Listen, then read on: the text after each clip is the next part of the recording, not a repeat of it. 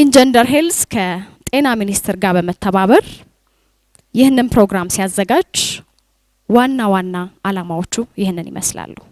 በባለፈው አመት የ16ቱ ቀናት ጸረ ጾታዊ ጥቃት ዘመቻ ላይ የገባናቸው ቃል ኪዳኖች ነበሩ። ስለዚህ እነዚህን ቃል ኪዳኖች መለስ ብለን እናያለን። የተሰሩ ስራዎችን የተጀመሩ ስራዎችን እንፈትሻለን። እንዲሁም ደግሞ እነዚህን ስራዎች እነዚህን ቃል ኪዳኖች ለማሟላት በሰራንባቸው በዚህ በአንድ አመት ውስጥ የተገኙ ትምህርቶችንና ያየናቸውንም ክፍተቶች ላይ እንወያያለን። ሌላው ዓላማችን ግጭት ያለባቸውን አካባቢዎች ጨምሮ ተጠቂዎች የሚገለገሉባቸው ምላሽ ሰጪ ወይም የማገገሚያ ቦታዎች ድጋፍ አሰጣጥ ስራዎች ላይ መደረግ ያለባቸውን ተግባራቶች ማሻሻያ እንመለከታለን፣ እንወያይባቸዋለን። እንዲሁም ደግሞ በተለያዩ ሴክተሮች ማለትም በጤና፣ በህግ፣ በፍትህ፣ በማህበራዊ እንዲሁም በሲቪል ማህበረሰብ መካከል ያለውን ተቀናጅቶ የመስራት ትልም አሁንም አጠናክረን ለመቀጠል ውይይት እናደርጋለን ማለት ነው። ፕሮግራማችንን በእንኳን ደህና መጣችሁ መልእክትና ከተለያዩ የመንግስት አካላት የመጡ የተከበሩ እንግዶቻችን በሚያደርጉት ቁልፍ ንግግሮች ከጀመርን በኋላ በድጋሚ እንኳን ደህና መጣችሁ ስለመጣችሁ ጉዳዩ ይመለከተናል፣ የኔ ነው፣ የኛ ነው ስላላችሁ እናመሰግናለን። ይብቃ የሴት ጥቃት ይብቃ፣ ይብቃ የሴት ጥቃት ይብቃ። ኢንጀነር ሄልስ ኢትዮጵያ በዋናነት የሚያተኩረው የሴቶች የታዳጊ ሴቶችና የወጣቶች የተዋልዶ ጤና ጥራትና ተደራሽነት ላይ ሲሆን በተለይም የተዋልዶ ጤና እውቀት ያላቸውና በእውቀት ላይ የተመሰረተ መብቶቻቸውን የሚጠይቁና የሚያስከብሩ ሴቶች ታዳጊ ሴቶችና ወጣቶች እንዲኖሩ ይሰራል። በተጨማሪም የስርዓተ ጾታ እኩልነትና ፍትሃዊነት እንዲሰፍን ጾታን መሰረት ያደረጉ ጥቃቶች እንዲቀንሱ ብሎም እንዲጠፉ መከላከልና ምላሽ መስጠት ላይ ያተኮሩ ስራዎችን ያግዛል። የምንተገብራቸው ስራዎች ውጤታማ እንዲሆኑም በማለም ከፖሊሲ አውጪ የመንግስት ተቋማት ጋር ከአገልግሎት ሰጪ ባለሙያዎች ጋር በተለይም ከጤና ከትምህርትና ከፍትህ ባለሙያዎች ጋርና ከማህበረሰቦች ጋር በቅርበት እየሰራን እንገኛለን። የህዝብ ተወካዮች ምክር ቤት የሚያወጣቸው ህጎች እና ፖሊሲዎች ሁሉንም ሰው እንዲያገለግሉ ማድረግ የመጀመሪያው ተግባራችን ነው። ይህም ማለት ህጎችና ፖሊሲዎች ለስርዓተ ጾታ ምላሽ የሚሰጡ ወጣቶችንና ሴቶችን፣ ህፃናትን፣ አካል ጉዳተኞችን እና ተጋላጭ ማህበረሰብ ክፍልን የሚያጠቃልሉና በማህበራዊ ሁኔታም የተገለሉ ማህበረሰቦች እንደዚሁም ተጠቃሚ እንዲሆኑ የሚያደርግ አካታችነትን የማረጋገጥ ጉዳይ ዋናው ጉዳያችን ነው። እነዚህን የማህበረሰብ ክፍሎችን ያላካተተ ህግ ጥበቃና ተደራሽነት ላይ ክፍተቶችን የሚተው ወይንም የመጥፎ አሻራ የሚጥል ህግ ይሆናል። ከዚህ ጋር ተያይዞ በስርዓተ ጾታ ላይ የተመሰረተ ጥቃት ላይ ያተኮረ ፖሊሲ ለ2 ዓመታት ሲረቀቅ ቆይቷል። እንደ ምክር ቤት ቋሚ ኮሚቴ ምክትል ሰብሳቢም ከሚመለከታቸው የሚኒስቴር መስሪያ ቤቶች የቋሚ ኮሚቴያችን በጥብቅ ዲስፕሊን ክትትል እያደረገ ከሚመለከታቸው አመራሮችም ጋር ወደ ፍጻሜ እንዲደርስ እየሰራን እንገኛለን። ቀጣይም በስራ ላይ እንዲውል የበኩላችንን አጽንኦት ሰጥተን የምንሰራ ይሆናል።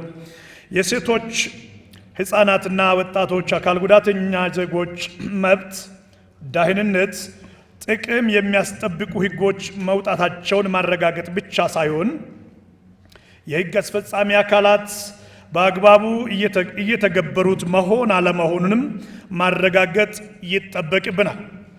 በመሆኑም ቋሚ ኮሚቴያችን ከህግ አስፈጻሚ የሴክተር መስሪያ ቤቶች ጋር በትስስር በመስራት የሴቶች፣ የታዳጊ ወጣቶች፣ የህፃናት፣ የወጣቶችና የአካል ጉዳተኛ ዜጎች መብት ፍላጎቶችን በአሰራር፣ በመዋቅር፣ በአፈጻጸም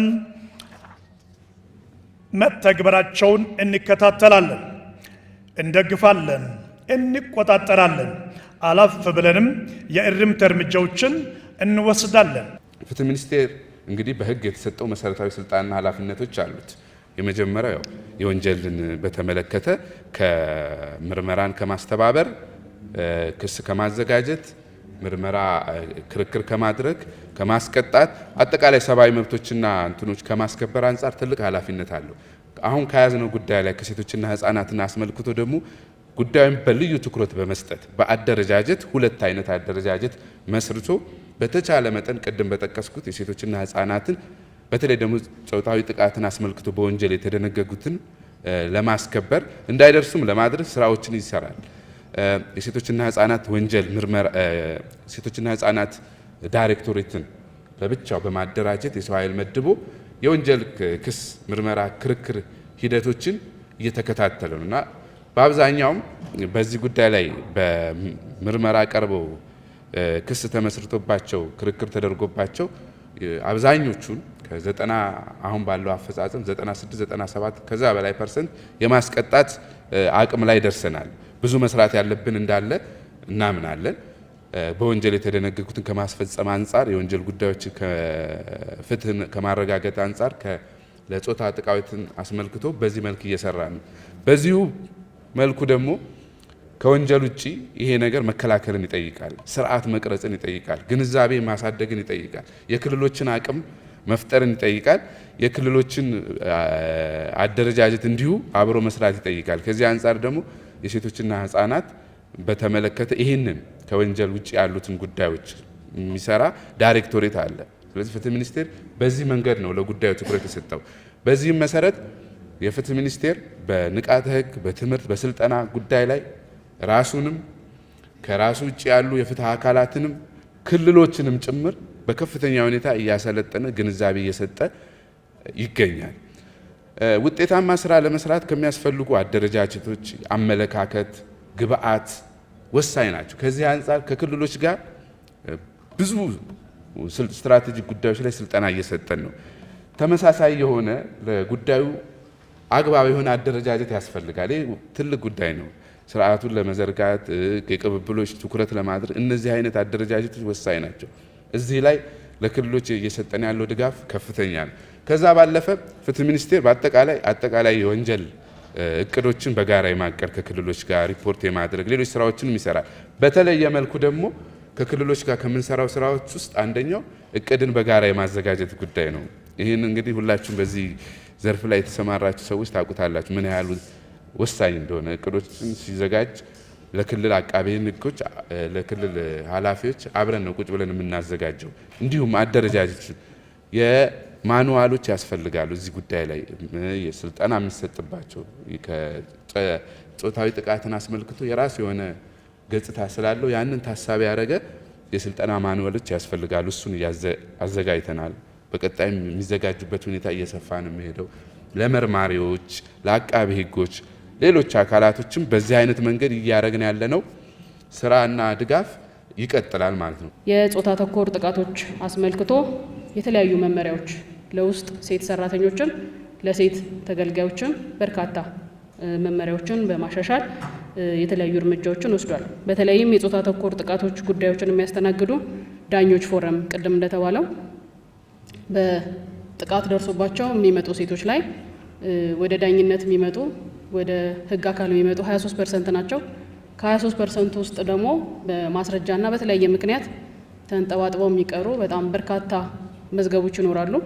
ነገር ግን በተቻለ አቅም ተገቢ ውሳኔ እንዲገኝ አንዱ ዳኛ ከሌላው ዳኛ ዩኒፎርሚቲ የሌላቸውን ውሳኔዎች እንዳይሰጡ የዳኞች ፎረምን በማደራጀት ዳኞች እርስ በርሳቸው በህጎች በአሰራሮች ላይ እንዲወያዩ የማድረግ ስራ ተጠናክሮ ቀጥሏል። ልዩ የሴቶችና ህጻናት ችሎቶችን በሁሉም ምድብ ችሎቶች በማደራጀት ሴቶችና ህጻናት ችሎቶች እንደሌላው ጉዳይ ሳይሆን በተለየ ሁኔታ የማስተናገድ ስራዎች እየተሰሩ ይገኛሉ። አንዳንድ የህግ ክፍተት በመኖራቸው ምክንያት በስነ ስርዓቱም በማስረጃ መዘናም ብዙ የሚቀሩ ነገሮች አሉ። እነዚህን ለመቅረፍ ዳኞች እርስ በርሳቸው እንዲወያዩ በልዩ ችሎት ህጻናቶች በተለየ ሁኔታ ፊት ለፊት ከተከሳሽ ጋር ወይ ተጠርጣሪ ጋር ሳይተያዩ በሌላ ቦታ ሆነው በሲሲቲቪ ካሜራ አማካኝነት ምስክርነት እንዲሰጥ በዚህም ሰከንድ ትራውማታይዜሽን የምንለውን ለመከላከል በርካታ ስራዎች በፍርድ ቤትም እየተከናወኑ ይገኛሉ። የውሳኔዎች ወጥነትና ከጉዳት የተረፉትን አጠባበቅ ሂደቶችን የሚያበረታታ አሰራር እየተተገበሩ ይገኛሉ። የዘገየ ፍትህ እንደተነፈገ ስለሚቆጠር በተለይ ለሴቶችና ለህፃናት ወቅታዊ ደህንነቱን የተጠበቀ የፍትህ ተደራሽነት ለማረጋገጥ የሚያስችል የዳኝነት ማሻሻያዎችም ሲሰራ ቆይተዋል። በቀጣይም ብዙ ስራዎችን መስራት ይጠበቅብናል። የሲቪል ማህበረሰብ ድርጅቶችም ያሉ ክፍተቶችን በመሙላት ማህበረሰብ መሰረት ያደረገ ማገገሚያ፣ ስነ ልቦናዊ እንክብካቤ፣ መልሶ ማቋቋም፣ በጾታዊ ተኮር ጥቃት ድጋፍ በማቅረብ ተገቢ ምላሽ የሚሰጡ አጋሮቻችን መሆናቸውን አስመስክረዋል።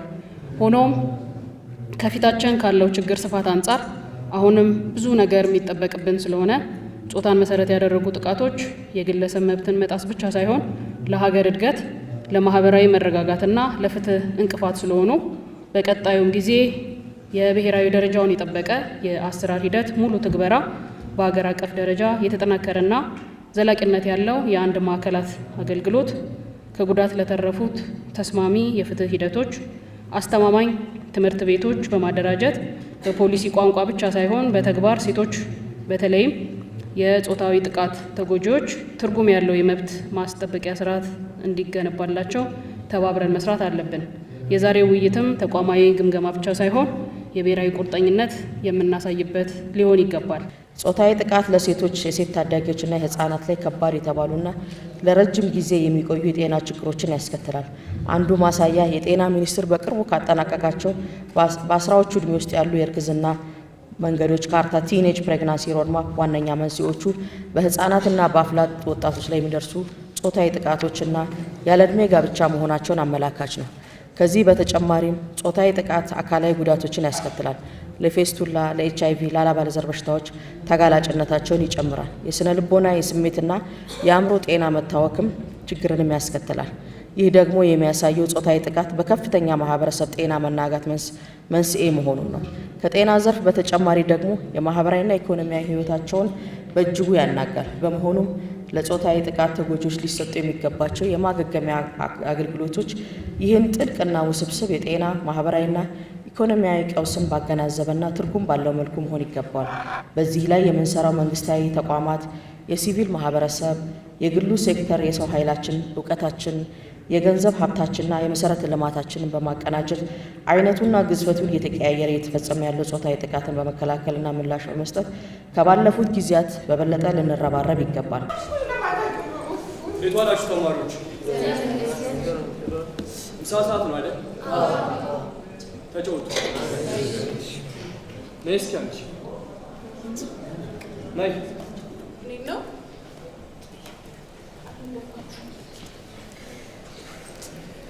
አቤት ሽሪ፣ አንቺ ሁሉ ጊዜ እኔ ስጠራሽው እንደማይመችሽ። አይመቸኝም። ይኸው ካላመንክ ጠይቃቸው ጓደኞቼ። እኔ በጣም ብዙ ስራ አለብኝ። ከዚህ በኋላ ግን ይመችሻል። አይመቸኝም። ይመችሻል። ይሄ የላኩት ቪዲዮ ያንቺ ነው አይደል? ከየት አመጣኸው ቸርዬ? ወይኔ ጉዴ! ከየት አመጣኸው? ይኸውልሽ ስልክሽን ሀክ አድርጊው። ቸርዬ እኔ እኮ ሳላቅ የተነሳው ነው። ደልትልኝ ቸርዬ፣ በእግዚአብሔር ደልትልኝ። ይኸውልሽ በሌላ ሰው አካውንት በትምህርት ቤቱ የቴሌግራም ቻናል ላይ እፖስተዋለሁ። አረ እንዴ! አረ ቸር ከዛ በሁሉም ሶሻል ሚዲያ ላይ እለቀውና አፈምስ። አረ ቸር በእግዚአብሔር እንደዛ ነው። ሴት ናት እህትህ፣ ሴት ናት፣ ሴት ናት ሴት ልጅህ፣ ሴት ናት፣ ሴት ናት፣ ሴት ናት፣ ሴት ናት፣ ሴት ናት። በቅድሚያ እዚህ መድረክ ላይ በባለፈው አመት ኮሚትመንት መሰረት የተደረሱባቸውን ፕሮግረሶች እንዲሁም በየሪፕሬዘንት በምታደርጉት መስሪያ ቤቶች ላይ የመጡ ለውጦችን ለመነጋገር ለመወያየት እንዲሁም ደግሞ ለቀጣይ አመትም ደግሞ ሌሎች ኮሚትመንቶችንና ስትራቴጂዎችን አስቀምጠን ወደምንሄድበት መድረክ በፈቃደኝነት ስለመጣችሁ አመሰግናለሁ። ወደ ጥያቄ ስገባ የመጀመሪያ ጥያቄ የሚሆነው ከውመን ኤንድ ሶሻል አፌርስ ወይም ከሴቶችና ማህበራዊ ጉዳዮች ለተወከለው ለአቶ ዳዊት ይሆናል ማለት ነው። በአገር አቀፍ ደረጃ ጾታዊ ጥቃትን ከመከላከል አንጻር እንዲሁም ደግሞ ምላሽ ከመስጠት አንጻር መልሶ የማቋቋምንም ስራ የተቀናጀ አድርጎ ከመቀጠል አንጻር በሚኒስቴር መስሪያ ቤቱ ሰርቫይቨሮችን ወይንም ደግሞ የተጎዱ አካላቶችን አካታች በሆነ መልኩ ምላሽ ለመስጠት እየተሰራ ያለ ስራ ምን ይመስላል? ከዚሁም ጋር አያይዘህልኝ በሚኒስቴር መስሪያ ቤቱ የናሽናል ፖሊሲ በተለይ ደግሞ ጾታን መሰረት ያደረገ ጥቃትን ከመከላከል አንጻር ናሽናል የሆነ ፖሊሲን ለማውጣት የሚደረገው ሂደትስ በምን ደረጃ ላይ ይገኛል የሚለውን አፕዴት ሴቶችና ማህበራዊ ጉዳይ ሚኒስቴር አጠቃላይ የአሰራር ስርዓትን ከመዘርጋት አንጻር በርካታ ስራዎችን ይሰራል። ለምሳሌ ፖሊሲ ጋይድላይኖችን የተለያዩ እንደዚህ የአሰራር ማዕቀፍን ከመስራት አንጻር በመከላከልና ምላሽ በመስጠት ረገድ እየሰራ ይገኛልና ከነዚህ መካከል ለምሳሌ በመከላከል ረገድ ፖሊሲ እንግዲህ ቀርጾ እየተንቀሳቀሰ ነው ያለው። ሁለተኛ ደግሞ ኤስኦፒውን ወይ ደግሞ በአጠቃላይ ጾታን መሰረት ያደረገ ጥቃትን ማህበረሰቡ እንዲገነዘብና እንዲያወግዝ በአጠቃላይ የግንዛቤ ስራዎችን ይሰራል ማለት ነው። በመከላከል ደረጃ አጠር ስናደርገው ማለት ነው። ምላሽ በመስጠት ረገድ ጾታዊ ጥቃት ተፈጽሞም ሲገኝ ደግሞ የተለያዩ ማዕከላት ላይ ሄደው አገልግሎት እንዲያገኙ ከማድረግ አንጻር ስራ እየሰራ ይገኛልና ከአሁን በፊት ወደ 30 አካባቢ ማዕከላት የነበሩት እንግዲህ ከተለያዩ ከፍትህ ሚኒስቴር፣ ከጤና ሚኒስቴር፣ ከተለያዩ እንዲሁም ደግሞ ኢንጀንደር ሄልዝና ከተለያዩ አጋር ድርጅቶች የኔ ኤጀንሲዎች ለምሳሌ ዩኤንኤፍፒ፣ ዩኤንውመን እንዲሶን ሌላው ደግሞ ኢንተርናሽናል ኤንጂኦዎች ጋር በመሆን በአጠቃላይ ይህንን በማስተባበርና በመምራት በኩል ትልቅ ስራ እየሰራ ይገኛል ነው። ማዕከላት ለምሳሌ ወደ 30 አካባቢ ነው የነበሩት፣ አሁን 92 ወይ ደግሞ እስከ 100 ድረስ ደርሰዋል። እነዚህ በመደገፍና በማስተባበር እንዲሁም ደግሞ ተጎጂዎች በእነዚህ ማዕከላት ውስጥ ሄደው አገልግሎት እንዲያገኙ ከማድረግ አንጻር 3 መሰረታዊ ጉዳዮችን አገልግሎት ያገኛሉ በእነዚህ ማዕከላት ማለት ነው። አንደኛው የጤና አገልግሎት እንዲያገኙ ይደረጋል። ሁለተኛ የስነ ልቦና አገልግሎት፣ ሶስተኛና ሌላኛው የመጨረሻው የህግ ጉዳይ። እነዚህ መሰረታዊ አገልግሎቶች በዋን ስቶፕ ሴንተር ወይ ደግሞ በአንድ ማዕከል አገልግሎት እንዲያገኙ ይደረጋል። ሁለተኛ ጥያቄ ለጤና ሚኒስቴር ወይዘሮ ትሁት ነው የሚሆነው ማለት ነው። የጤና ሚኒስቴር የጾታ ጉዳዮችን በሁሉም ደረጃ የሚያካትት መመሪያ ወይንም ስትራቴጂና ጾታን መሰረት ያደረገ ጥቃትን ለመከላከል የሚውል የስልጠና ረቂቅ አዘጋጅቷል። ስለዚህ እስቲ በተለይም ደግሞ በዋና ዋና የጤና አጠባበቅ ክፍሎች ላይ እንደ ዋን ስቶፕ ሴንተር በመሳሰሉት ላይ እንዴት እየተተገበረ ነው የወጣው ስትራቴጂና ስልጠናው ያለበትን የኢምፕሊሜንቴሽን ደረጃ በተወሰነ መልኩ አፕዴት ቢሰጡንና ከዛ ጋር አያይዘው የተለያዩ የጤና ተቋማትን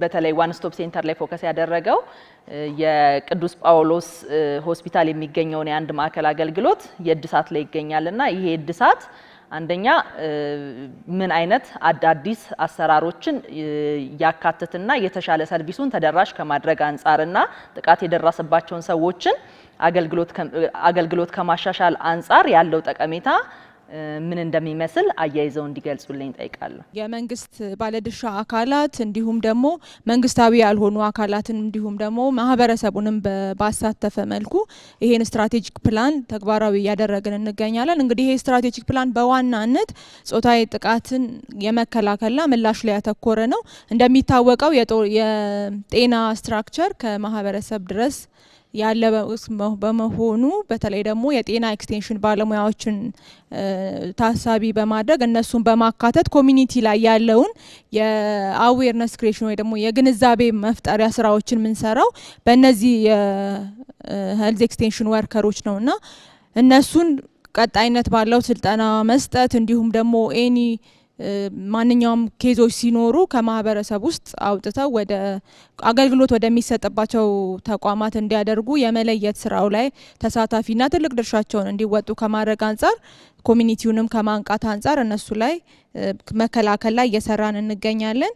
በመቀጠል እንግዲህ በጤናው ምላሽ አገልግሎት የምንሰጠው በሁለት አይነት ፕላትፎርም ነው። የመጀመሪያው እንግዲህ በመልቲ ሴክቶራሉ እንደተባለው ሴቶችና ህጻናት ጤና፣ ትምህርት እንዲሁም ደግሞ ፍትህ በጋራ በመሆን በአንድ ማዕከላትን በማስፋፋት የምንሰጠው አገልግሎት አለ። እንግዲህ እነዚህ ተቋማት ጤና ተቋማት ውስጥ ስለሆነ አገልግሎት እየተሰጠ ያለው ከዛ አንጻር ባለሙያዎችን አሳይን በማድረግ የጤና ባለሙያዎቻችንን ቀጣይነት ባለው ስልጠና በመስጠት አስፈላጊ የጤና ግብአቶችን በማሟላት በማሟላት አገልግሎቱን በመደገፍና ከማጠናከር አንጻር እየሰራን እንገኛለን። በተጨማሪ ደግሞ ማንኛውም ጥቃት የደረሰባት ሴት ህፃን ወይም ደግሞ ወንድም ሊሆን ይችላል በአቅራቢያ አገልግሎቱን እንዲያገኝ ከማድረግ አንጻር በፕራይመሪ ሄልዝ ኬር ዩኒት ሌቭል አገልግሎቱን ለመስጠት ሁሉም ጤና ተቋማቶቻችን ላይ እንዲኖር ከማድረግ አንጻር ለፕራይመሪ ሄልዝ ኬር ዩኒቶች በተለየ መንገድ ትኩረት አድርገን እነሱን የመደገፍና ብቁ የሆነ የሰው ኃይል እንዲሁም ደግሞ ኢንፍራስትራክቸርን ጨምሮ የመቀበልና አገልግሎቱን እንዲሰጡ እነሱን አቅም የመፍጠር ስራዎችን እየሰራን እንገኛለን። በመሰረታዊና በስነ ስርዓት ህግ ወይም ሰብስታንቲቭና ፕሮሲጀራል በሆኑ ህጎች ውስጥ ያሉትን የህግ ክፍተቶችን በመለየትና ጾታን መሰረት ያደረገ ጥቃትን ምላሽ ከመስጠት አንጻር በተሻለ ሁኔታ የመዳኘትና ፍትህ የማግኘት ስርዓትን ለማሻሻል ረገድ ያደረጋቸው ማሻሻያዎች ምንድናቸው የሚሉ ጥያቄ ነው። እንዲሁም ከዛው ጋር ተያይዞ በአንድ ማዕከል አገልግሎት መስጫ ወይም በዋን ስቴፕ ሴንተሮች ላይ የተካሄደው የብሔራዊ ግምገማ ወይንም ደግሞ አሰስመንት ምን መረጃዎችን ወይንም ምን ፋይንዲንጎችን ይዞ መጣ፣ ምን ከዛ ላይ ዋና ዋና ትምህርቶችን ወይንም ደግሞ ሌሰን ለርንዶች ተገኝተውበታል የሚለውን ትመልሽልናለሽ ማለት ነው። እሺ እጅግ አመሰግናለሁ። እንግዲህ ከመጀመሪያው ጥያቄ ስነሳ እንግዲህ ከህግ ክፍተት አንጻር በሁለት መልኩ ብናየው ጥሩ ነው። አንደኛው እንግዲህ ጾታዊ ጥቃት ስንል በጣም ብዙ ናቸው። ኢኮኖሚያዊ፣ ስነ ልቦናዊ፣ ማህበራዊ፣ አካላዊ እያል እንግዲህ ግድያንም ጨምሮ በጣም ዘርፈ ብዙ ናቸውና እነዚህ ጥቃቶች ምን ያህል በወንጀል ህጉ ተገቢውን ትኩረት አግኝተው በቂ ድንጋጌዎች በተለይ እነዚህን ጥቃቶች ወንጀል ናቸው ወይም ደግሞ ወንጀል ነው ብሎ ከመደንገግ አንጻር ያሉትን በአንድ ጎን ማየት እንችላለን። ከዛ አልፎ ግን ፕሮሲጀራል ወይም ደግሞ ስነ ስርዓታዊ የምንለው እነዚህ ጥቃቶች ከተፈጸሙ በኋላ በወንጀል ፍትህ ስርዓት ውስጥ የሚኖራቸውን የምርመራ የክርክር እንደውም ከዛም አልፎ የጥበቃ የመሳሰሉትን ሪሃቢሊቴሽን ወይም ደግሞ እነሱን መልሶ ከማገገም አንጻር ያለውን ሂደት በሁለት ከፍለን ብናየው ጥሩ ነው ብዬ አስባለሁ። እንግዲህ ብዙ ጊዜ ተደጋግሞ ይነሳል የህግ ክፍተቶች አሉብን የሚል እንግዲህ እንደ ፍትህ ሚኒስቴር ብቻ ሳይሆን እንደ ናሽናል ኮኦርዲኔቲንግ ቦዲም እነዚህን ጉዳዮች በመልኩ ብናያቸው ተገቢ ነው ብለን በማሰብ ጥናቶችን ለማድረግ ሞክረናል። እንግዲህ በመጀመሪያ ጥናት ደረጃ በዋናነት ክፍተት ናቸው ብለን የለየናቸውን ጉዳዮች አግኝተናል። በተለይ አሁን እንዳልኩት ሰብስታንቲቭ የምንለው ወይም ደግሞ የወንጀል ድንጋጌዎችን ለማየት ሞክረናል። እንግዲህ ዛ ላይ አሁንም ጥቃት ሆነው ያልተደነገጉ ጥቃቶች ያው ብዙዎቻችሁ የምታውቋቸውም አሉ። ከዛ በዘለለም በተለይ ኢኮኖሚያዊ፣ ስነ ልቦናዊ የምንላቸው አካባቢ ከግድያ ጋርም ተያይዞ የመሳሰሉት ላይ የተወሰኑ ክፍተቶች እንዳሉ አይተናል። ከዛ በዘለለ ያው ከቅጣት ጋር ተደጋግሞ ቅጣት ማነስ ይነሳል። ያው እንግዲህ ቅጣት ከቅጣት አላማ ከወንጀል ህግ አላማ በብዙ መልኩ ነው የሚታየው የሚተረጎመው። ግን አሁንም ከጎጂ ልማዳዊ ድርጊቶች ጋር ተያይዞ እነዚህ የምንላቸው የወንጀል ድንጋጌዎች በብዛት ቅጣታቸው ሲቀመጥም በሬንጅ ነውና እንግዲህ በቅጣት አወሳሰብ መመሪያው አሁንም በወጣው በተቻለ እነዚህን ካልኩሌት ሲደረግ የተሻለ ደረጃ እርከን እንዲኖራቸው ለማድረግም ጥረት አድርገናል። እሱ ላይም የተወሰኑ ክፍተቶችን ማግኘት ችለናል። ከዛ ውጭ እንግዲህ በወንጀል ድንጋጌዎች ውስጥ ሆኖም አሻሚ ትርጉም ያላቸው እንዲሁም ደግሞ ተግባራዊ ሲደረጉ ወጥ ሆነ ትግበራ እንዳይኖር የሚያደርጉ ክፍተቶችንም አግኝተናል። ከዛ በዘለለ እንግዲህ እነዚህ ሁሉ ጉዳዮችን ደግሞ በመልኩ የትኞቹ በህግ ነው ምላሽ መስጠት ያለብን፣ ሌላውን ደግሞ በመልኩ ነው ማየት ያለብን የሚለውንም ለማየት ሞክረን አሁን ደግሞ ተጨማሪ ዝርዝር ጥናት እየሰራን ነው የምንገኘው ማለት ነው። የህግ ማሻሻያ የሚያስፈልግባቸው ጉዳዮችን አስመልክቶ ማለት ነው። ለእስክንድር ከትምህርት ቢሮ ነው። ስለዚህ ጥያቄ የሴቶች ተማሪዎችን የትምህርት መብታቸውን መጠቀም ወይንም ደግሞ ኤክሰርሳይዝ ማድረግ እንዳይችሉ ተግዳሮት የሆኑባቸው ወይንም የሚያግዱ ስርዓታዊ መሰናክሎችን በማስወገድ ረገድ ትምህርት ሚኒስቴር ባለፈው ዓመት ያደረጋቸው ማሻሻያዎች ምንድናቸው? እንዲሁም ደግሞ ሚኒስቴር መስሪያ ቤቱ በትምህርት ቤቶች ውስጥ ለሴት ተማሪዎች የወር አበባ ንጽህናን አጠባበቅ ፍላጎቶች ከማሟላት አንጻር ወይም ማኒስትሪያል ሃይጂንን በተመለከተ እየተደረጉ ያሉ ጥረቶች ምን ይመስላሉ የሚለውን እንድትገልጽልኝ ጠይቃለሁ። አመሰግናለሁ። ሴቶች ትምህርት ላይ ብዙ ነገር እየተሰራ ያለው መሰረታዊ በሆነ መንገድ የምታውቁት ኢትዮጵያ በዘመናዊ ትምህርት ታሪኳ ውስጥ የትምህርት ህግ የላትም። ለመጀመሪያ ጊዜ የትምህርት ህግ ወጥቷል። ሴት ትልቁ መሰረት እሱ ነው። ህግ ዘመናዊ ትምህርት ውስጥ ለመቶ ምናምን ዓመት የትምህርት ህግ አልነበረም። ስለዚህ ከዚህ የትምህርት ህግ ጋር ተያይዞ በጣም ብዙ ደንቦች፣ መመሪያዎች እየወጡ ነው። የምታዩት ነው ሚዲያው። ትምህርት ሚኒስቴር በየሳምንቱ ትምህርት ላይ መሰረታዊ ችግሮቻችን በሚባሉት ሁኔታዎች ላይ ሲፈትኑ የነበሩ ነገሮችን የሚያስተካክሉን ህጎች፣ ደንቦች፣ መመሪያዎች እየወጡ ነው። ስለዚህ ከዛ ጋር ተያይዞ ማየት ነው። ቻሌንጁ ግልጽ ነው። እኔ አሁን እንደ ብዙ ጊዜ መንግስት ፖዚሽን ላይ ያለ አመራርም ይሁን ቴክኒካል ሰው ስትራቴጂ ያለ መመሪያ ያለ ጋይድላይን አለ ብሎ ይወርዳል። የታለ ነው የደረሰ ነው ዋናው ነገር። ስለዚህ የትምህርት ስራ ውስብስብ ነው። 30 ሚሊዮን ተማሪ ነው የምናስተምረው። 50 ሺህ ትምህርት ቤት አለ። ኢትዮጵያ ትልቅ ነች። ኢትዮጵያ ትምህርት ቤቶቿ ዳሎልም ዳሽንም ነው ያለው። ከዚህ እስከዚህ ያስፈልጋል። ስለዚህ በዚህ ውስጥ ትልቁ ኢሹ ሴት ተማሪዎች ላይ ሶሾ ካልቸራል ቻሌንጁ አሁንም አለ። ኢንስቲቱሽናል ቻሌንጁ አሁንም አለ። አት ስኩል ሌቭል ጀንደር ቤዝድ ቫዮለንስ አሁንም ስቲል አለ። ስለዚህ ሶሾ ካልቸራል ኢኮኖሚክ ቻሌንጁ ኢንስቲቱሽናል ቻሌንጆቹ አሉ። በተቻለ መጠን ግን ያው ባለፈው በነበረው መድረካችሁ ትምህርት ሚኒስቴር እዚህ ሆኖ ቃል ባይገባም ቅድም በቀረቡት 10 ነጥቦች ላይ ግን የሚመለከቱ ነገሮች እንዳሉ ፊል ስላደረኩ ነው። በተቻለ መጠን ግን ቢያንስ መሰረታዊ የሚባሉ ለምሳሌ በቅርቡ የወጣ በትምህርት ቤቶችና ትምህርት ቤቶች አካባቢ የሚገኙ አዋኪ ነገሮችን ማስወገጃ መመሪያ ሙሉ ሚኒስቴር መስሪያ ቤቶች ተወያይተውበታል። በቅርቡ በሚኒስትሮች ምክር ቤት ይጸድቃል ተብሎ ይታሰባል። ስለዚህ እነዚህ ሁሉ ከቫዮለንስ ሌላው በቅርቡ አሁን ፈተና የሆነብን ከሳኒቴሽን ፓድ ጋር ተያይዞ ነው። ማንኛውም ሴት ተማሪ ወደ ትምህርት ቤት ከመጣች ፍሪ ፓድ የሚል በ2018 ለመጀመሪያ ጊዜ በነፃ እንዲቀርብ መመሪያ ወርዷል። ይህም ቀላል ሰክሰስ አይደለም። ከዚህ ጋር ተያይዞ የኤምኤችኤም ስትራቴጂ ቱልኪቶች ፍሪ መደረጉ ሰክሰሶች ናቸው። ስለዚህ እኛም በናሽናል ብሔራዊ አስተባባሪ አካል አባል ስለሆኑ በዛ በተሰጠን ስትራቴጂ አንዱ አክቲቪቲ ከ11 ስትራቴጂ ግቦች ላይፍ ስኪል ነው።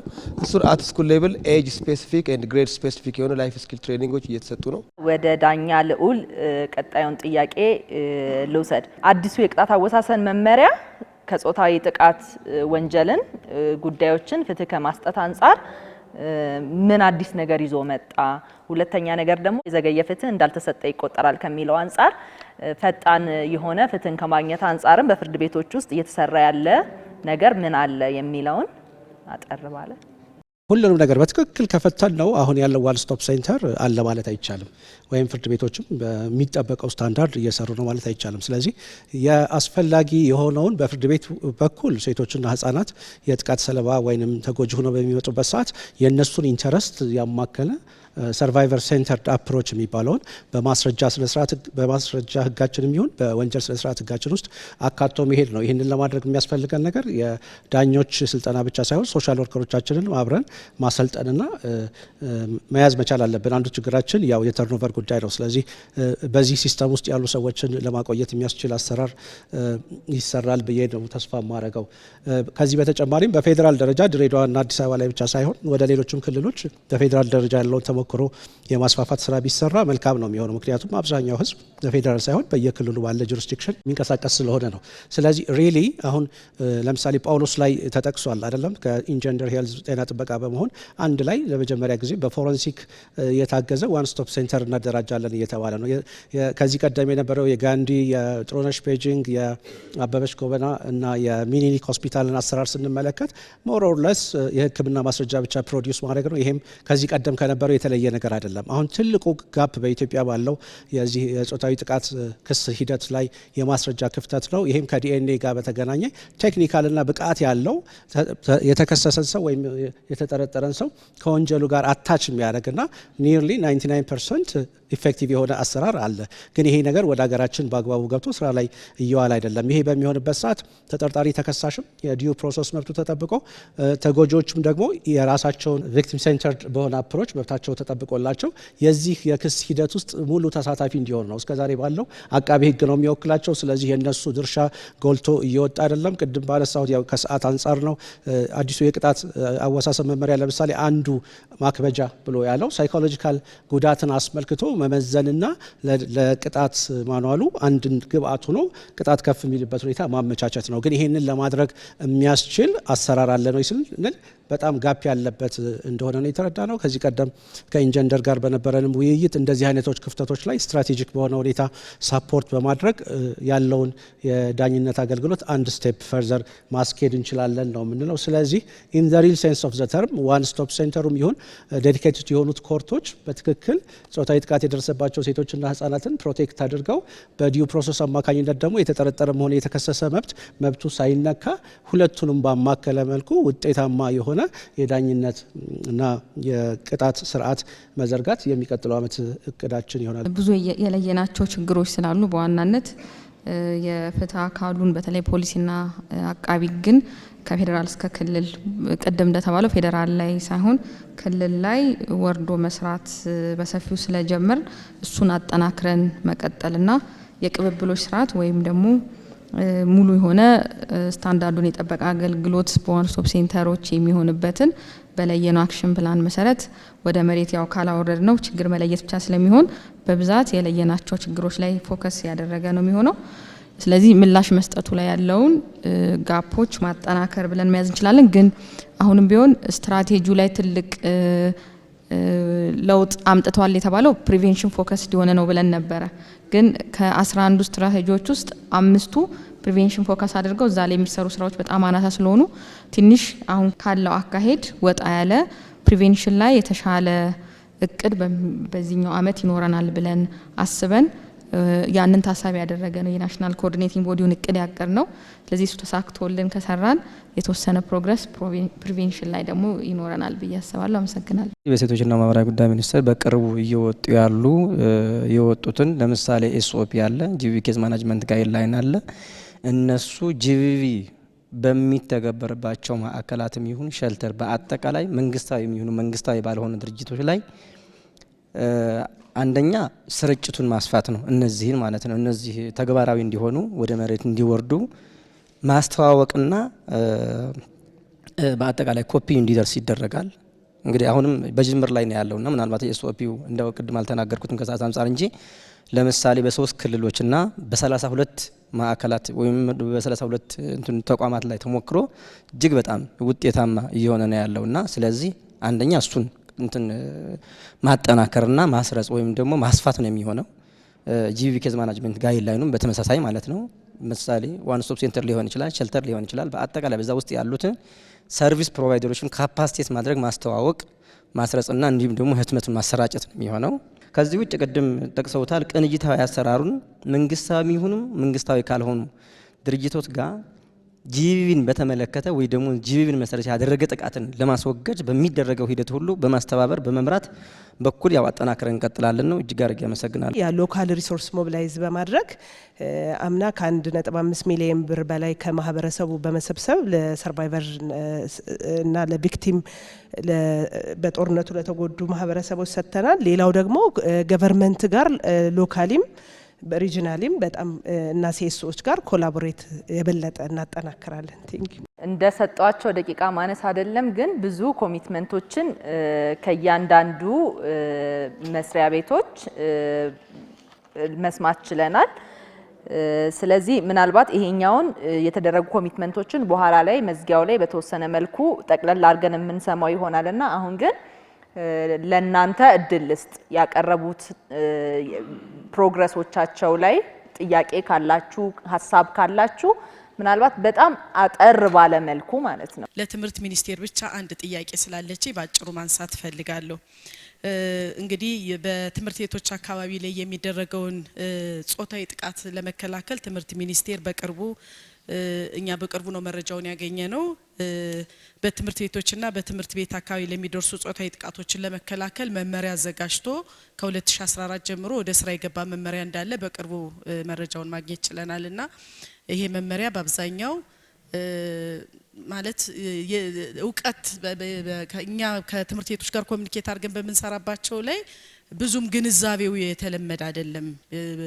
ስለዚህ ግንዛቤው ካልታወቀ ደግሞ አፈጻጸሙም ላይ ክፍተት አለ ብለን ነው የምንገምተውና በአብዛኛው አሁን ትምህርት ቤቶች ላይ የሚደርሰውን ጾታዊ ጥቃት ለመከላከል መመሪያውን ተግባራዊ በማድረግ በኩል በተለይ አዌርነስ ለመፍጠር ከሌሎች ባለድርሻ አካላት ጋር ሆናችሁ ያላችሁን ዝግጁነትና ከዚህ መመሪያ አንጻር አጭር ማብራሪያ ቢሰጥ የሚል ነገር አለን።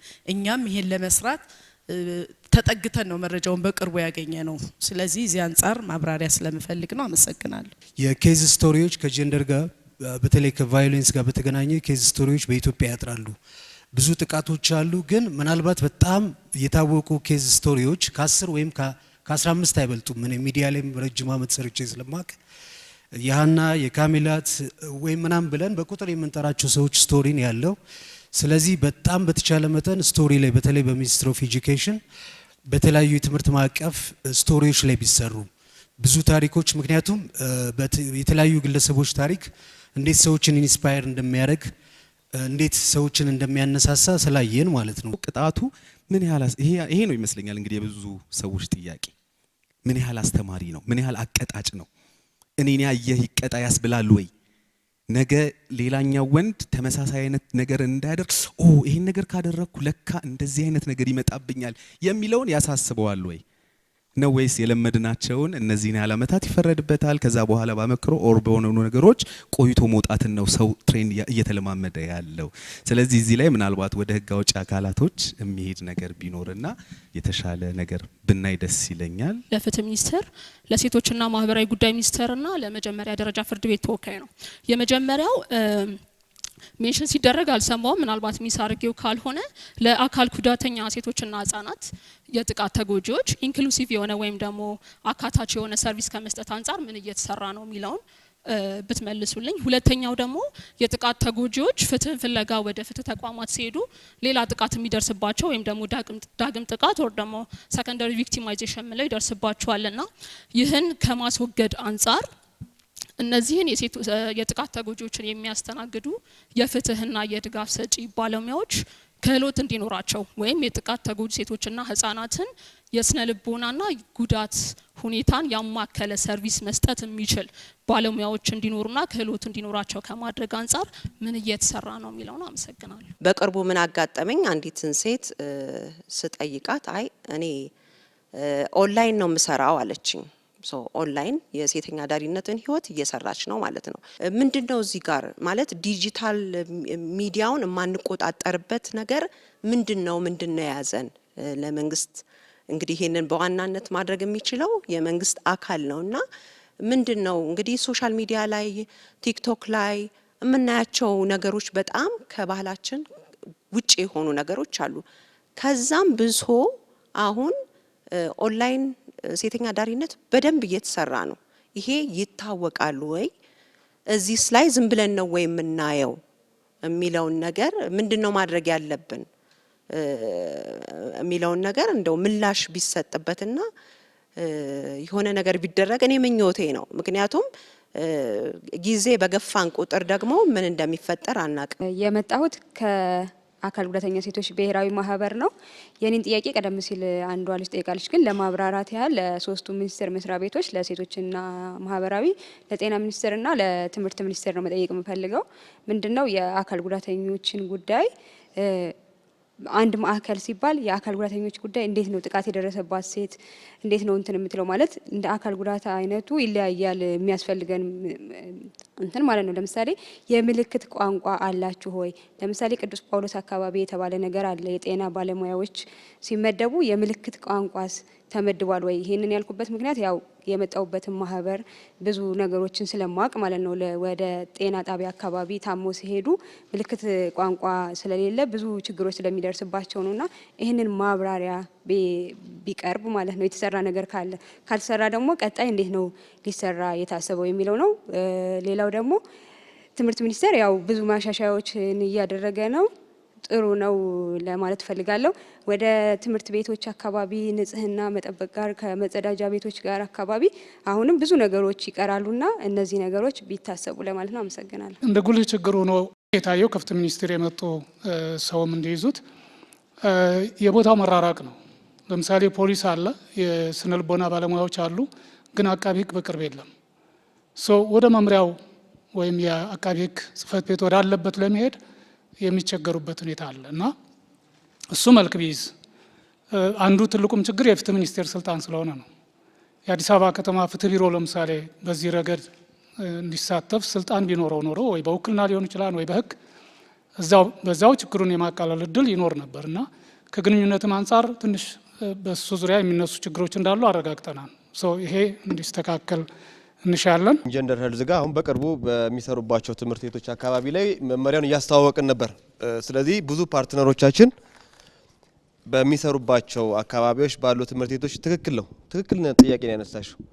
እንግዲህ 47000 ትምህርት ቤት ካለ ይሄ 47000 ትምህርት ቤት አዲሱን ኮድ ኦፍ ኮንዳክት በትምህርት ቤቶች አካባቢ የሚደርሱ ጥቃቶች ለመከላከል እና ምላሽ ለመስጠት የወጣው መመሪያ 12 ክልሎችና ሁለቱም ከተማ መስተዳድሮች የትምህርት መዋቅር ላይ ያሉ የጀንደር ኦፊሶች፣ ኤክስፐርቶች፣ ቲቸርስ ኮሌጅ ስልጠናውን ወስደው ካስኬድ እንዲያደርጉ መንግስት የራሱን ሚና ወስዷል። ፓርትነሮች ደግሞ እየሰሩ ነው።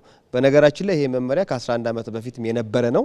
ነገር ግን አዳዲስ የሆኑ ቅድም እየተነሱ ያሉት ተማሪዎቻችን እየተፈተኑበት ያለው በተለይ ከዲጂታል ኦንላይን ቫዮለንስ ጋር ተያይዞ ፈተና። ለዚህ ነው ትምህርት ሚኒስቴር ያው ፕሮፌሰር ብርሃኑም በቅርቡ በሚዲያ የሰማችሁት ማንም ተማሪ ሞባይል ይዞ እንዳይገባ ተከልክሏል። አይሲቲ ፖሊሲ ትምህርት ሚኒስቴር አለው። አሁን እንግዲህ የሀገሪቱ አይሲቲ ፖሊሲ ግልጽ ባልሆንም ከናሽናል ኦንላይን ሴክሹዋል አቢዩዝ ታስክ ፎርስ ውስጥ ትምህርት ሚኒስቴር አለ። እዛ ውስጥ ኢትዮ ቴሌኮም፣ ሳፋሪ ቴሌኮም አለ። እነዚህ አንዳንድ ሀገሮች ውጪ ነው ስንወጣ የምናያቸው ቻይልድ ሲም ካርድ ያላቸው ሀገሮች አሉ። እኛ ሁሉ ነገር ልቅ ነው። ልጆቹ እየተፈተኑ በነገራችን ላይ በጣም እጅግ በጣም ቅድም ገራገሮች ወይም እንግዲህ ጀንደር ያቀረበልን ቲያትር ላይ ብዙ ነገር ነው ያስተላለፋችሁት መልእክት። እንደ አንድ መምህር ትምህርት ላይ እንደሚሰራ ሰው ዲጂታል ኢንቫይሮንመንቱ ትምህርትን ሲሪየስሊ እየጎዳው ነው። ሬጉሌት ማድረግ ካልቻልን ከባድ ነው። ኮድ ኦፍ ኮንዳክቱን እናንተም ኢንተረስት ካላችሁ አንዱ የፕሮግራሙ መጨረሻ ላይ ኔትወርኪንግ ነውና አት ኤኒ ታይም ልናግዝ ካስኬድ ለማድረግ ዝግጁ ነን ማለት ነው። ነገር ግን አዲሱ መመሪያ እህቴ እንዳልሽው እጅግ ብዙ ከበፊቱ የተለየ የተሻለ በነገራችን ላይ እሱ መመሪያ እዚህ ውስጥ ያለ ሚኒስቴር መስሪያ ቤትና ኢትዮጵያ ውስጥ ያሉ ይመለከተኛል የሚሉ ባለድርሻ አካላቶች በሙሉ ቁጭ ብሎ ከአንድ ዓመት በላይ ተፈሽቶ የተሰራ መመሪያ ነው። ቫዮለንሱ ስኩል አካባቢ ትምህርት ቤት አካባቢ ላይ በጣም ሲሪየስ ስለሆነ ነው። ከየዋ በጣም መሰረታዊ ጥያቄ ተነስቷል። ማለት ጥቃትን የሚጠየፍ ትውልድ መፍጠር የሚቻለው ትምህርት ቤት ነው። በጣም ቤዚክ ጥያቄ ነው።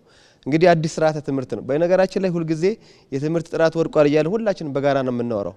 ከጥራታችን በላይ የኛ የሚያሳስበው የተዎች ዲሲፕሊን ወይም ደግሞ የተማሪዎች ወይም ደግሞ የዜጎቻችን ዲሲፕሊን ችግር ነው። እያየ ነው ስለሆነ የተማሪዎች ስነ ምግባር ድምር ውጤቱን እንደ ሀገርም በጋራ እየቀመስ ነው እንደሆነ እያየ ነው። ኮራፕሽኑ ሌሎች ነገሮች ቫዮለንሱም እንደዛው አንዳንድ ቫዮለንሶች በጣም ለማሰብም ለምንም ስለሚከብዱ ስለዚህ የአዲሱ ስርዓተ ትምህርት የሞራል ኤዱኬሽን ሲቲዝንሺፕስ እና ሌሎች እየተሰጡ ነው። እንግዲህ የዚህን ስርዓተ ትምህርት ውጤት የምናየው ከ10 ከ15 ዓመት በኋላ ነው። ስለዚህ እዚህ ላይ መተጋገዝ ሲሪየስ ነው። ኮመን ግራውንዳችን ዲሲፕሊን ሊሆን ይገባል። ዲሲፕሊን በሌለ ሁኔታ ውስጥ አሁን እንደ ሀገር መቀጠል ስለማንችል ኮመን ግራውንድስ ደግሞ ይሄንን ማምጣት በተለይ ከጥቃት ጋር ተያይዞ በጣም በየኮርነሩ የሚመጡ ጥቃቶች ልብ ይሰብራል። አንዳንዴ ስራውንም ጥፋ ስለሚያሰኝ እንዳልከው ግን ሪኮሜንዴሽኑ ስርዓተ ትምህርቱን ማየት ስርዓተ ትምህርት ሙሉ ስለማይሆን ኮካሪኩላም ማገዝ ኮኦርዲኔትድ መሆን ይጠይቃል። እንግዲህ በጋራ ነው የሚሰራው። መሰረታዊ ጥያቄዎች እየተነሱ ነበር። ነገር ግን ከሰዓት አንጻር ነገር ግን ኔትወርክ በኋላ ፕሮግራም ስላለው በዛ ላይ እየተነጋገረን እናስተካክላለን። አመሰግናለሁ። አካል ጉዳተኛነትን ከማካተት አንጻር እንግዲህ እንደ ጤና ሚኒስቴር የአካል ጉዳተኛ ማካተቻ ጋይድላይን አለን። ይሄ እንግዲህ የተለያየ አይነት አካል ጉዳት ያለባቸው እንዴት ነው ከጤናው ተጠቃሚ መሆን ያለባቸው፣ ምን አይነት የጤና ጉዳዮች አሉ፣ እንዴት እናካት የሚለውን እንግዲህ አካል ጉዳተኛን ይወክላሉ የሚሉት ውክልና ያላቸውን በማሳተፍ እቅድ ስናቅድ እቅድ አፈጻጸሞቻችንንም ሪፖርት በምናደርግበት ሰዓት እነሱ እንዲኖሩ በማድረግ ኢቭን ስራዎቻችንም ላይ በጋራ ነው የምንሰራው።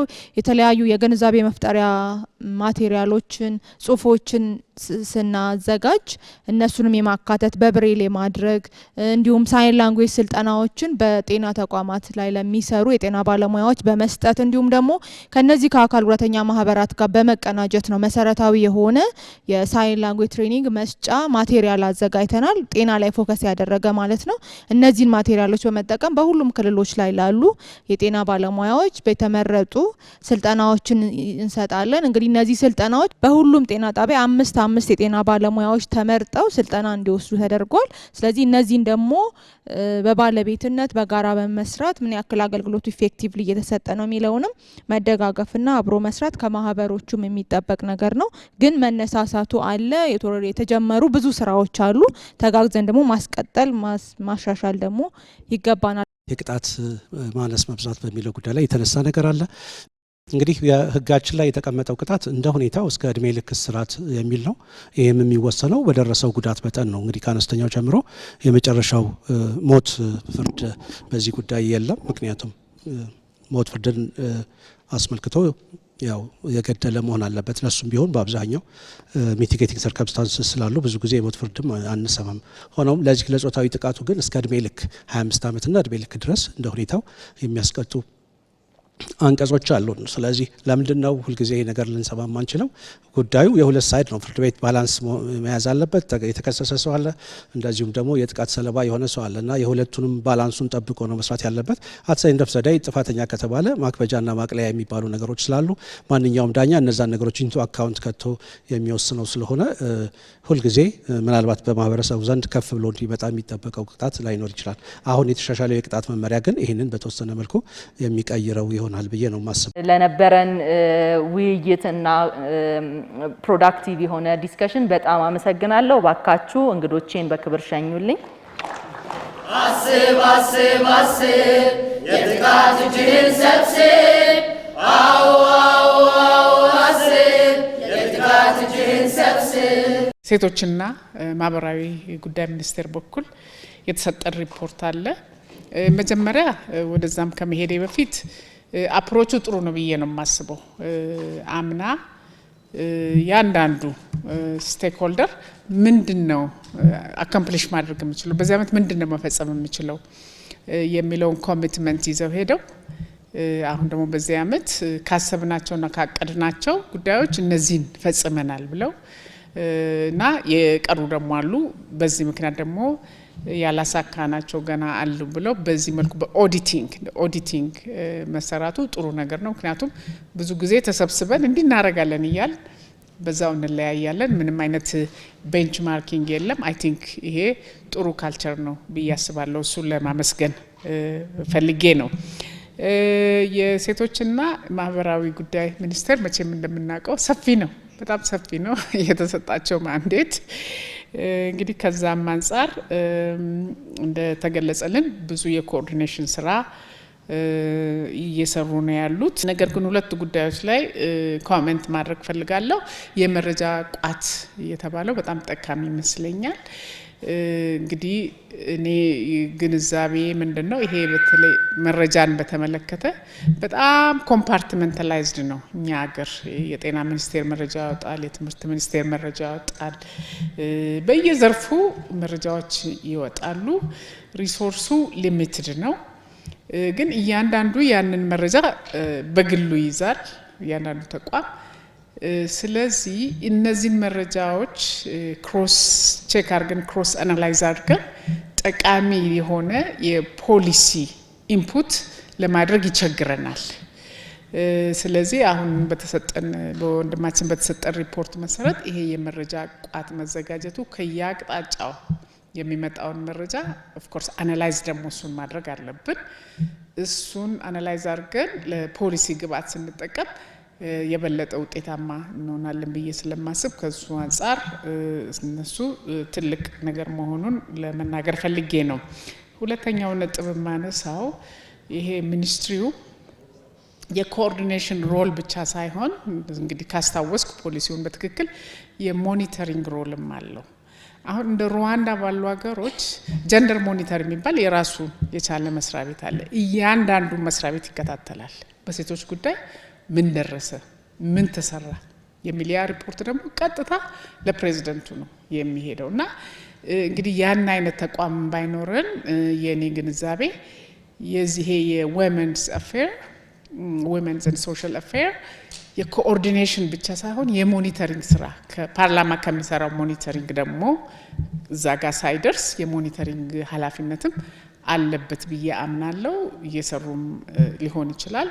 ነገር ግን ይሄ በጣም አንዱ ትልቁ ማንዴታቸው ነው። አሁን ይወጣል፣ ይጸድቃል በተባለው ፖሊሲም የበለጠ ሚኒስትሪው በዚህ ረገድ ኢምፓወርድ ይሆናል ብዬ አስባለሁ። አላየሁትም እኔ ረቂቅ ፖሊሲውን፣ ግን በዚህ በኩልም የሞኒተሪንግ ስራም ኃላፊነት እንዳለባቸው እንግዲህ ለማስታወስ ነው።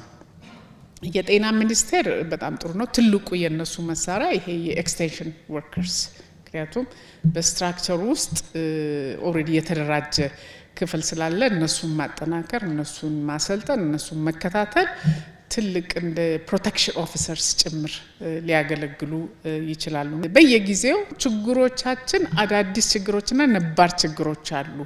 ስለዚህ አዲስ ፖሊሲ በሚወጣበት ጊዜ እነዚህን ሁሉ በመፈተሽ ፎርወርድ ሉኪንግ የሆነ ፖሊሲ እና ችግሮቹን ወደ ብርሃን የሚያወጣ ስትራቴጂ ለማውጣት እድል ስላላቸው እዚህ ላይ ደግሞ ስቴክ ሆልደሮች በሙሉ ተሳታፊ እንደሚሆኑ ተስፋ አደርጋለሁ።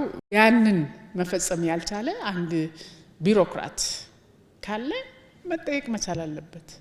በቂ ጀስቲፊኬሽን ይሄ ይቻላል ወይስ አይቻልም? ኖ አይቻልም። ዋይ? ቢኮዝ ህገ መንግስቱ ይሄናል፣ ፖሊሲው ይላል፣ ያንተ ስራ ማንዴት ይሄንን ይላል። ለምንድን ነው ይሄ ያልተቻለው ተብሎ አካውንታቢሊቲ ደግሞ እስከሌለ ድረስ ዝም ብለን ሸፋፍነን ካለፍን ብዙ ፕሮግሬስ ማድረግ አንችልም። እና እነዚህ ሁለቱን ነገር ነጥቦች ደግሞ ነው ላካፍላችሁ የፈለግኩት። ስለተሰጠኝ እድል በጣም አመሰግናለሁ። ሴት ናት እህትህ፣ ሴት ናት፣ ሴት ናት ሴት ልጅህ፣ ሴት ናት፣ ሴት ናት